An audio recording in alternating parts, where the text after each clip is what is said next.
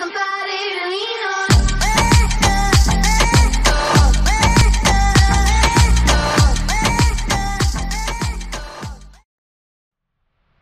I thought I had it all together, but I was led astray the day you walked away. You were the clock that was ticking in my heart, changed my state of mind when love's so hard to find. Your feelings changed like the weather, went from clear to gray, all that I would pay. How can I go on with the cup falling apart? Love's so hard to find when someone's on your mind. Listen, baby. Erudito e popular, regional e universal, humano e fantástico. Um amante das velhas expressões e também um inventor de palavras. Assim era João Guimarães Rosa, um dos escritores mais celebrados da literatura brasileira, morto há 50 anos. Nascido na pequena cidade mineira de Cordisburgo, em 27 de junho de 1908, se formou em medicina e exerceu a profissão em Itaguara, no oeste mineiro, até decidir prestar concurso para o Itamaraty. Virou diplomata. Serviu na Colômbia e na Europa da Segunda Guerra, ajudando a salvar muitos judeus perseguidos pelo nazismo. Teve seus primeiros textos publicados quando ganhou um concurso de contos da revista O Cruzeiro.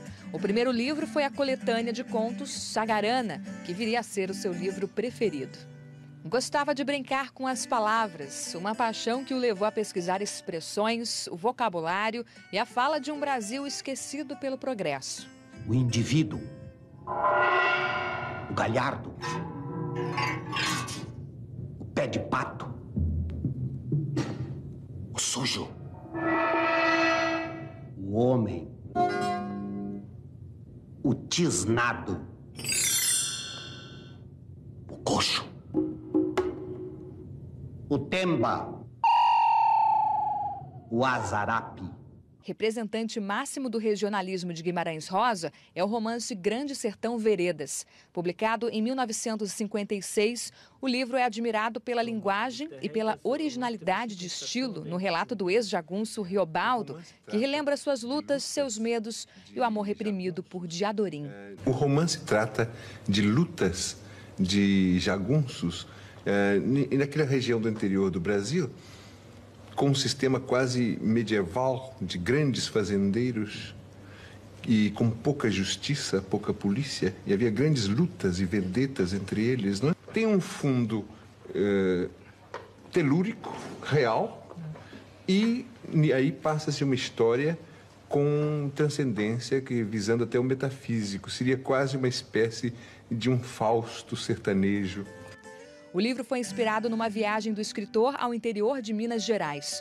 Guimarães Rosa se juntou a 8 vaqueiros. Durante 10 dias, eles conduziram gado por 240 quilômetros de sertão mineiro. No percurso, Rosa conheceu um vaqueiro cheio das histórias, o Manuelzão, que iniciou o autor nos Segredos do Sertão e acabou virando personagem de um conto de outro livro do escritor. João Rosa era companheiro de todo mundo. E ele tomava nota de tudo. Se no lugar que nós arranchávamos servisse um pé de flor, eu perguntava que flor era aquela, olhava o caderno e tomava nota. E ele ensinou para nós muita coisa, mas ninguém nunca pensou de tomar nota do que ele falou. Eleito para a cadeira número 2 da Academia Brasileira de Letras, em agosto de 1963, Guimarães Rosa adiou a posse por 4 anos. Como um tipo de pressentimento ruim, tinha medo de morrer assim que assumisse. Minha vida, sempre e cedo, se teceu de sutil gênero de fatos, sonhos premonitórios, telepatia, intuições, séries encadeadas fortuitas, toda sorte de avisos e premonições. Então, ele sabia que ia morrer. E para o amigo dele, ele disse que estava adiando, no momento de coragem de afirmar o que ele mesmo sentia, ele disse: estou adiando a posse na academia porque estou adiando a minha morte. A previsão se confirmou. O escritor, médico e diplomata acabou vítima de um infarto fulminante em 19 de novembro de 1967, aos 59 anos. Morreu sozinho em seu apartamento em Copacabana, zona sul do Rio de Janeiro, 3 dias depois de se tornar imortal.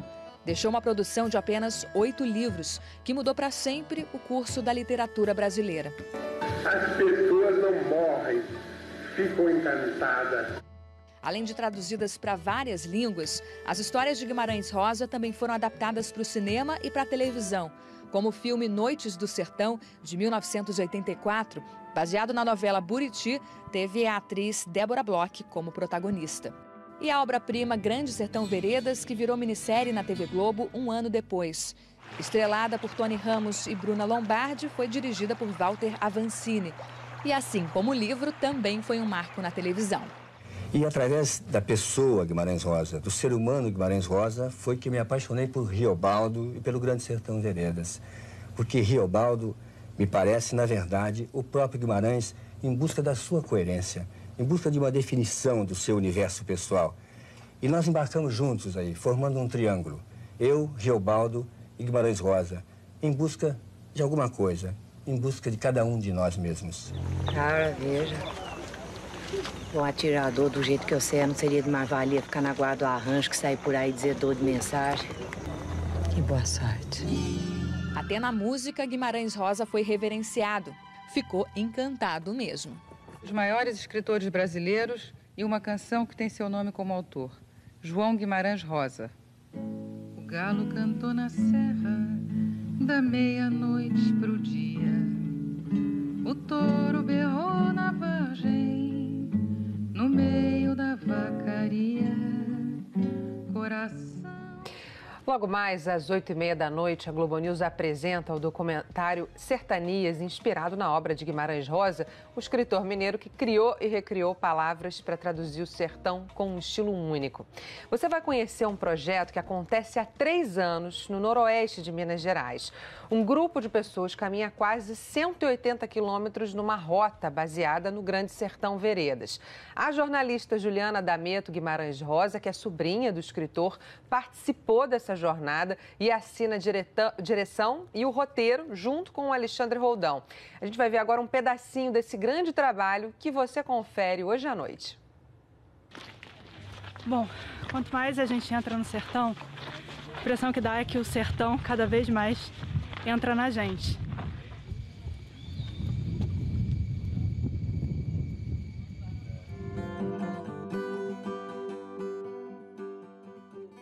A Terceira Margem do Rio é um conto do Guimarães Rosa que está dentro do livro Primeiras Histórias.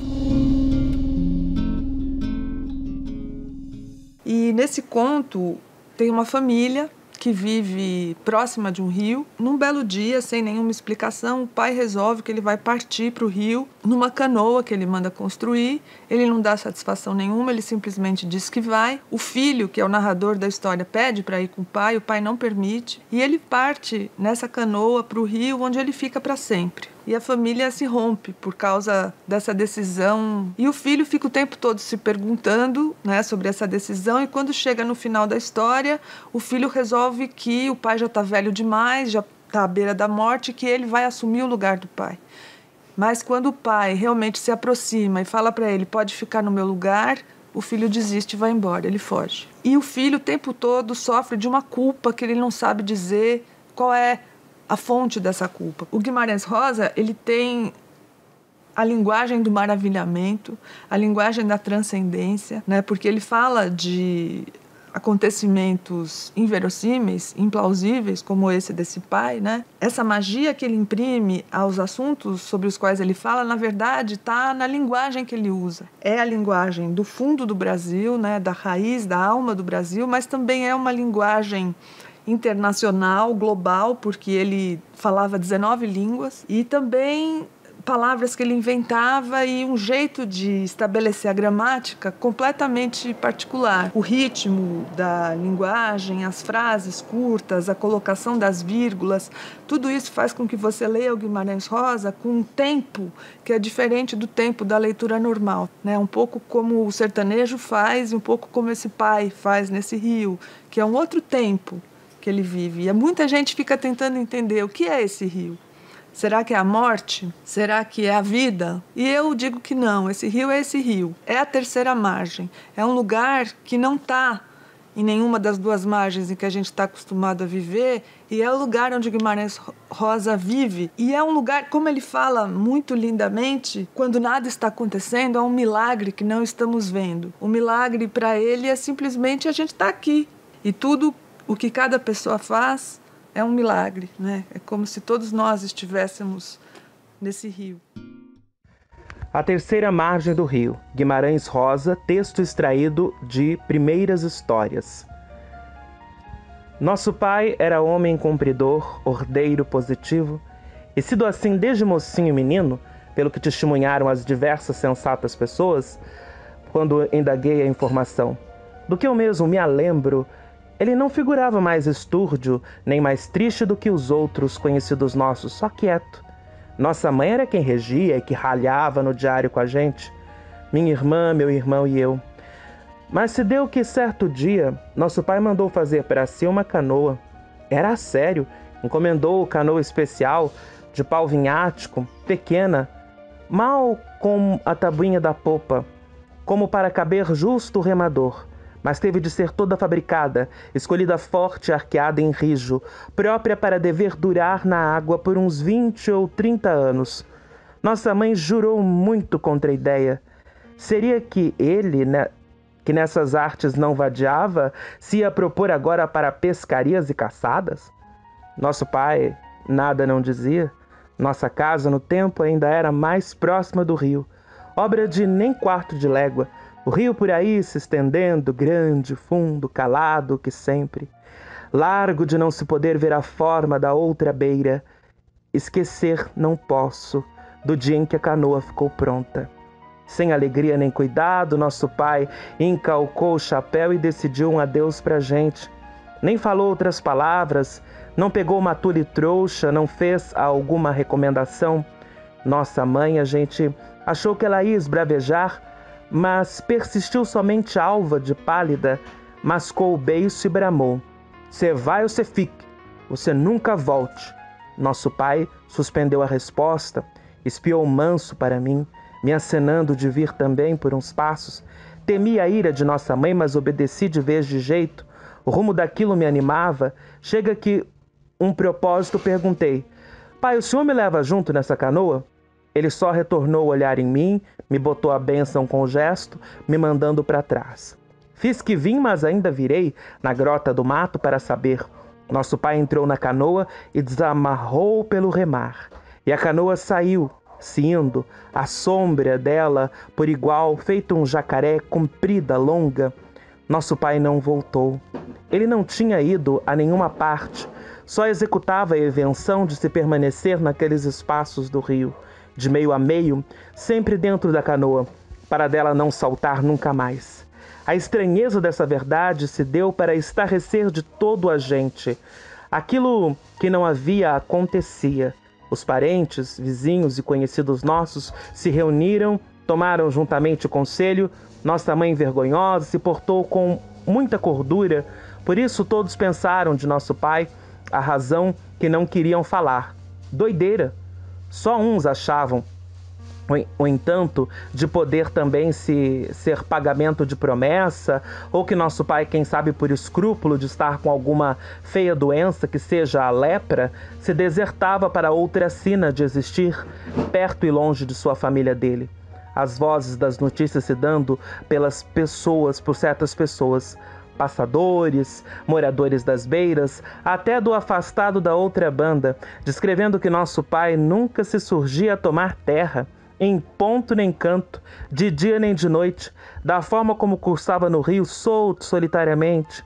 Então, pois, nossa mãe e os aparentados nossos assentaram que o mantimento que tivesse ocultado na canoa se gastava, e ele ou desembarcava e viajava-se embora, para jamais, o que ao menos condizia mais correto, ou se arrependia, por uma vez, para casa. No que um engano. Eu mesmo cumpria de trazer para ele, cada dia, um tanto de comida furtada. A ideia que senti Na primeira noite, quando o pessoal nosso experimentou de acender fogueiras em beirada do rio, enquanto que no alumiado delas se rezava e se chamava. Depois, no seguinte, apareci com rapadura, broa de pão, cacho de bananas. Enxerguei nosso pai, no enfim, uma hora tão custosa para sobreviver. Só assim ele, ao longe, sentado no fundo da canoa, suspendida no liso do rio. Me viu, não remoeu para cá, não fez sinal. Mostrei o de comer, depositei num oco de pedra do barranco, a salvo de bicho mexer e a seco de chuva e orvalho. Isso que fiz e refiz sempre, tempos afora. Surpresa que mais tarde tive, que nossa mãe sabia desse meu encargo, só encobrindo de não saber, ela mesma deixava facilitado, sobra de coisas para o meu conseguir. Nossa mãe muito não se demonstrava, mandou vir o tio nosso, irmão dela, para auxiliar na fazenda e nos negócios, mandou vir o mestre para nós, os meninos, incumbiu ao padre que um dia se revestisse em praia de margem para esconjurar e clamar ao nosso pai, dever de desistir da tristonha teima. De outra, por arranjo dela, para medo, vieram os 2 soldados, tudo que não valeu de nada. Nosso pai passava ao largo, avistado ou de luso, cruzando na canoa, sem deixar ninguém se chegar à pega ou à fala, mesmo quando foi, não faz muito, dos homens do jornal que trouxeram a lancha e tensionavam tirar retrato dele, não venceram. Nosso pai se desaparecia para outra banda, aproava a canoa no brejão, de léguas que há, por entre juncos e mato, e só ele conhecesse a palmos a escuridão. A gente teve de se acostumar com aquilo. As penas que com aquilo a gente mesmo nunca se acostumou, ensina a verdade. Tiro por mim, que no que queria e no que não queria, só com nosso pai me achava, assunto que jogava para trás meus pensamentos. O severo que era de não se entender de maneira nenhuma como ele aguentava de dia e de noite, com o sol, os aguaceiros, calor, sereno, e nas friagens terríveis de meio do ano, sem arrumo, só com o chapéu na cabeça, por todas as semanas e meses e os anos, sem fazer conta de se ir do viver. Não pojava em nenhuma das 2 beiras, nem nas ilhas e croas do rio, não pisou mais em chão nem capim. Por certo, ao menos que, para dormir, seu tanto ele tivesse a amarração da canoa em alguma ponta de ilha, no esconzo, mas não armava um foguinho em praia, nem dispunha de sua luz feita, nunca mais riscou um fósforo. O que consumia de comer era só um quase, mesmo do que a gente depositava no entre as raízes da galameira ou na lapinha de pedra do barranco, ele recolhia pouco, nem o bastável, não adoecia? E a constante força dos braços para ter tento na canoa, resistido, mesmo na demasia das enchentes, no submento, aí quando no lanço da correnteza enorme do rio, tudo rola o perigoso, aqueles corpos de bichos mortos e paus de árvore descendo, de espanto, de esbarro, e nunca falou mais palavra com pessoa alguma. Nós também não falávamos mais nele, só se pensava. Não de nosso pai não se podia ter esquecimento. E se por um pouco a gente fazia que esquecia, era só para se despertar de novo, de repente, com a memória no passo de outros sobressaltos. Minha irmã se casou, nossa mãe não quis festa, a gente imaginava nele quando se comia uma comida mais gostosa. Assim como no gasalhado da noite, no desamparo dessas noites de muita chuva, fria, forte, nosso pai, só com a mão e uma cabaça para ir esvaziando a canoa da água do temporal. Às vezes, algum conhecido nosso achava que eu ia ficando mais parecido com nosso pai, mas eu sabia que ele agora virara cabeludo, barbudo, de unhas grandes, mau e magro, ficado preto de sol e dos pelos, com o aspecto de bicho, conforme quase nu, mesmo dispondo das peças de roupas que a gente de tempos em tempos fornecia. Nem queria saber de nós, não tinha afeto, mas por afeto mesmo de respeito, sempre que às vezes me louvavam por causa de algum meu bom procedimento, eu falava, foi pai que um dia ensinou a fazer assim, o que não era certo, exato, mas que era mentira por verdade, Sendo que se ele não se lembrava mais, nem queria saber da gente, por que então não subia ou descia o rio para outras paragens, longe no não encontrável? Só ele soubesse, mas minha irmã teve menino. Ela mesma entestou que queria mostrar para ele o neto. Viemos todos no barranco. Foi um dia bonito. Minha irmã de vestido branco, que tinha sido a do casamento, ela erguia nos braços a criancinha. O marido dela segurou para defender os dois o guarda-sol. A gente chamou, esperou. Nosso pai não apareceu. Minha irmã chorou. Nós todos aí choramos, abraçados. Minha irmã se mudou com o marido para longe daqui. Meu irmão resolveu e se foi para uma cidade. Os tempos mudavam, no devagar depressa dos tempos. Nossa mãe terminou indo também, de uma vez, residir com a minha irmã. Ela estava envelhecida. Eu fiquei aqui, de resto. Eu não podia querer me casar. Eu permaneci com as bagagens da vida. Nosso pai carecia de mim, eu sei, na vagação do rio, no ermo, sem dar conta de seu feito. Seja que, quando eu quis mesmo saber, firme, indaguei, me diz que disseram que constava que nosso pai alguma vez tivesse revelado a explicação ao homem para que ele aprontara a canoa, mas agora esse homem já tinha morrido, ninguém soubesse, fizesse recordação de nada mais. Só as falsas conversas sem senso, como por ocasião no começo, na vinda das primeiras cheias do rio, com chuvas que não estiavam, todos temeram o fim do mundo e diziam que nosso pai fosse avisado, ou avisado que nem Noé, que portanto a canoa que ele tinha antecipado, pois agora me entrelembro, meu pai e eu não podia malsinar, e apontavam já em mim uns primeiros cabelos brancos. Sou um homem de tristes palavras, de que era eu que tinha tanta culpa. Se o meu pai sempre fazendo ausência, e o rio, pondo perpétuo, eu sofria já ao começo da velhice. Esta vida era só demoramento. Eu mesmo tinha achaques, ânsias, cá de baixo, cansaços, perrenguice de reumatismo. E ele, por quê? Devia de padecer demais. De tão idoso não ia mais, dia menos dia, fraquejar do vigor, deixar que a canoa emborcasse ou que bubuiasse seu pulso na levada do rio para se despenhar horas abaixo em Tororoma e no tombo da cachoeira brava com fervimento e morte. Apertava o coração. E ele estava lá, sem a minha tranquilidade.